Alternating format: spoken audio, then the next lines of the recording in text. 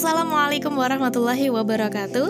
Kembali lagi bersama Bu Nanda pada pembelajaran daring kali ini, hari Senin tanggal 19 Oktober tahun 2020.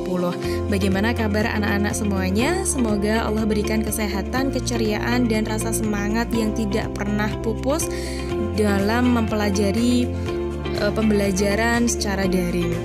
Pada hari ini nanti Bu Nanda akan masuk pada subtema 4, muatan pelajaran bahasa Indonesia, yaitu tentang keajaiban perubahan wujud di sekitarku.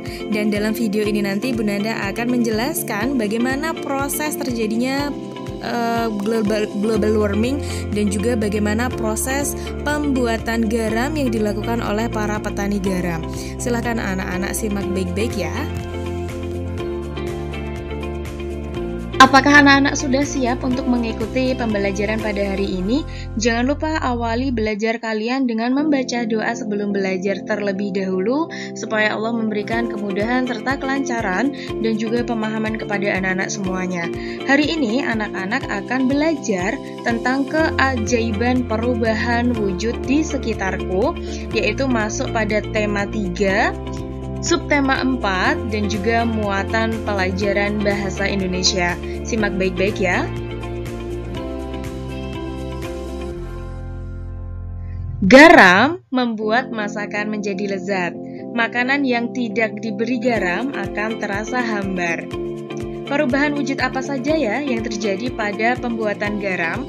Nah, pada kesempatan kali ini Bu Nanda akan menjelaskan kepada anak-anak tentang bagaimana proses pembuatan garam yang dilakukan oleh para petani garam.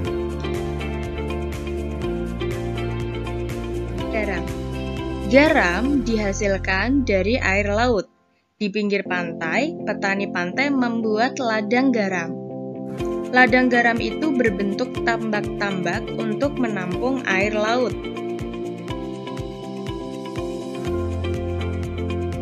Ladang garam terbentang luas di pantai yang tidak memiliki sungai. Contohnya di pantai utara Pulau Jawa, Madura, Sumatera, Sulawesi, dan pantai-pantai di daerah Nusa Tenggara. Bagaimana proses menghasilkan garam? Yang pertama, petani menyiapkan petak-petak tambak. Tanah di dalam petak tambak terlebih dahulu harus dipadatkan. Yang kedua, setelah tambak garam dibuat, lalu diisi air laut dengan kedalaman tertentu.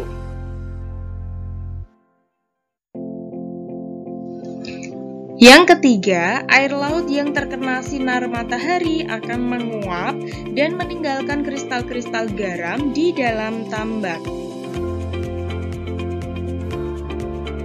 Untuk mendapatkan lapisan garam yang tebal, setiap hari harus ditambah air lautnya. Hal ini untuk menggantikan air laut yang menguap. Setelah sekitar 210 hari atau setelah musim kemarau berakhir, lapisan garam di dasar tambak pun harus dipanen. Memanennya jangan menunggu musim hujan tiba. Mengapa? Sebab kualitas garam akan menurun atau tidak bagus. Garam-garam setelah dipanen lalu dijual ke pabrik untuk ditambah zat yodium dan dikirim ke daerah-daerah untuk dikonsumsi. Itulah tadi bagaimana proses pembuatan garam yang dilakukan oleh para petani garam.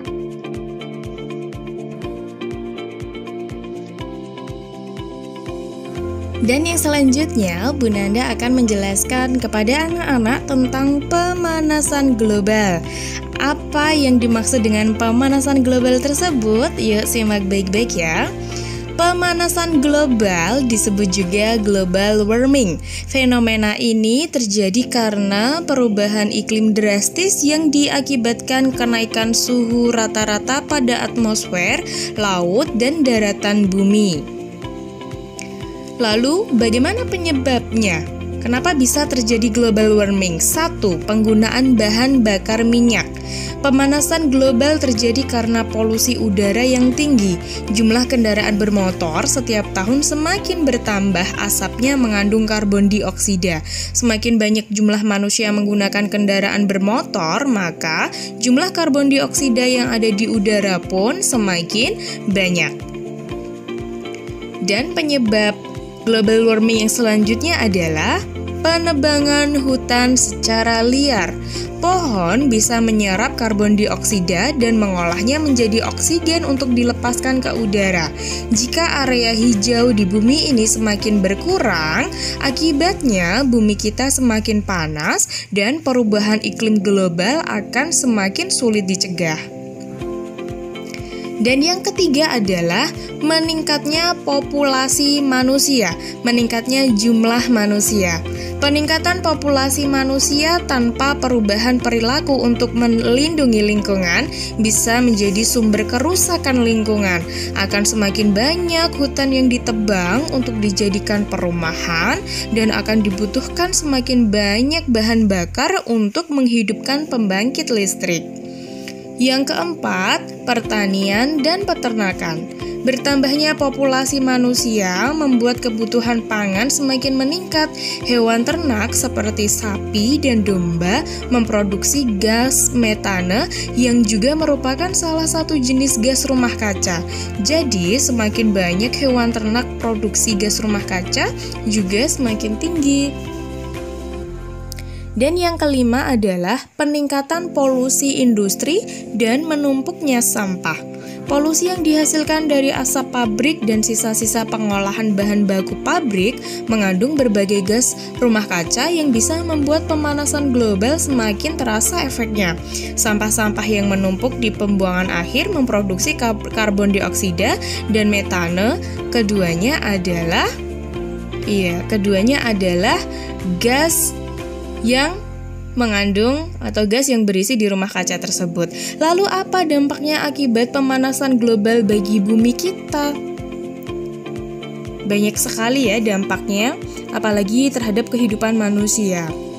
Yang pertama, meningkatkan angka penyakit infeksi. Meningkatnya suhu di bumi membuat populasi nyamuk kian meningkat. Hal ini membuat resiko munculnya penyakit infeksi yang ditularkan melalui nyamuk seperti malaria dan demam berdarah juga semakin meningkat. Yang kedua, munculnya gelombang panas. Saat gelombang panas terjadi di suatu area, maka suhu di area tersebut akan meningkat drastis dan membuat banyak orang meningkatnya suhu tubuh juga secara drastis. Yang ketiga, penyakit pernafasan menyebabkan rusaknya jaringan paru-paru dan menyebabkan bagi para pengidap asma dan penyakit pernafasan lainnya. Kemudian yang selanjutnya adalah terjadinya bencana alam. Pemanasan global juga membuat bencana alam seperti banjir, angin topan, dan badai jadi semakin sering terjadi. Hal ini tentu membahayakan nyawa dan akan meningkatkan resiko terjadinya penyakit seperti cedera. Lalu, bagaimana cara mencegah supaya global warming itu tidak terjadi? 1. Menanam pohon. 2. Hemat listrik. 3. Tidak menggunakan bahan bakar terlalu berlebihan. 4. Tidak menebang pohon sembarangan. 5. Saluran ventilasi rumah yang cukup. 6. Berjalan kaki atau menggunakan sepeda untuk pergi ke tempat yang dekat. Itulah tadi ya penyebab terjadinya global warming dan cara pencegahan daripada global warming tersebut. Yang selanjutnya adalah kerjakan paket halaman 175 nomor 1-5, paket halaman 190 ayo berdiskusi. Tulis jawabannya saja di buku tulis dalam satu halaman ya, sehingga tidak terlalu banyak foto. Demikianlah rangkaian pembelajaran yang bisa Bu Nanda sampaikan, yaitu tentang bagaimana proses pembuatan garam dan juga proses terjadinya global warming atau bagaimana global warming itu bisa terjadi pada bumi kita. Semoga bisa menambah ilmu dan juga pengetahuan kepada anak-anak hari ini sehingga anak-anak bisa menjawab pertanyaan ataupun soal dengan mudah dan juga mendapatkan hasil yang maksimal. Amin ya rabbal alamin. Silahkan jaga kesehatan diri, jaga kesehatan lingkungan, dan jaga kesehatan dimanapun anak-anak berada. Cukup sekian akhir kata. Assalamualaikum warahmatullahi wabarakatuh.